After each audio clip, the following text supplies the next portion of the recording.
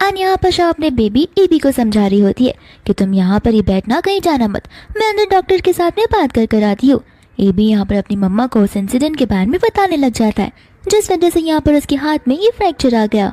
इसके बाद में यहाँ पर वो डॉक्टर से उसके हाथ की कंडीशन के बारे में पूछने लग जाती है, जहाँ पर डॉक्टर कहते हैं कि हमें उसके हाथ के फ्रैक्चर को हल्के में नहीं लेना चाहिए क्योंकि ये बहुत ऑप्टिमिस्टिक और सीरियस सिचुएशन है जहाँ पर हमें उसका ऑपरेशन करना ही होगा। एंड वो बेबी है तो उसके बोन्स बड़े सेंसिटिव होते हैं, तो यह ऑपरेशन भी बड़ा रिस्की है और बहुत ही मेहनत वाला है।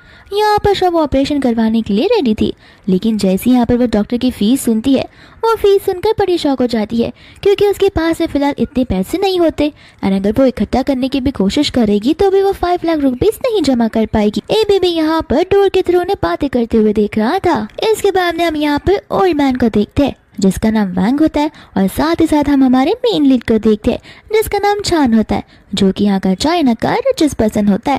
एंड ऑफ कोर्स अगर वो रिचेस्ट पर्सन नहीं होता तो हमारे ड्रामा का मेन लीड कैसे ही बनता। यहाँ पर चान के डैड उसे समझा रहे होते हैं कि देखो अब तो मेरी हालत कुछ ज्यादा ही खराब होते जा रही है, तुम्हारी उम्र भी हो गई है, आखिर मैं अपने ग्रैंडसन या ग्रैंड डॉटर को देख भी पाऊंगा या फिर नहीं। मैं तुम्हें कब से समझाया जा रहा हूँ, तुम्हारे पास वेल्थ है, हैंडसम सा फेस है, तुम रिच भी हो और तुम्हारे पास सारी चीजें, तो कम से कम तुम्हारी एक गर्लफ्रेंड तो होनी चाहिए।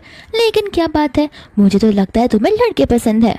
यहाँ पर चांद साफ साफ कह देता है कि डैड मैंने आपसे पहले ही कहा था कि मुझे इन शादी के चक्करों में नहीं पड़ना है। फिर बाद में यहाँ पर उसके डैड गॉड से प्रे करने लग जाते हैं कि प्लीज मुझे ग्रैंडसन या फिर ग्रैंड डॉटर दे दो, मरने से पहले बस उनके साथ में खेलना चाहता हूँ। इतने में यहाँ पर एबी की टकरार जो है ग्रैंडपा से हो जाती है, जहाँ पर ग्रैंडपा एबी को देखकर सरप्राइज हो जाते हैं क्योंकि एबी की शक्ल ठीक छान के जैसे मिलती थी जब छान अपने बचपन में होता था।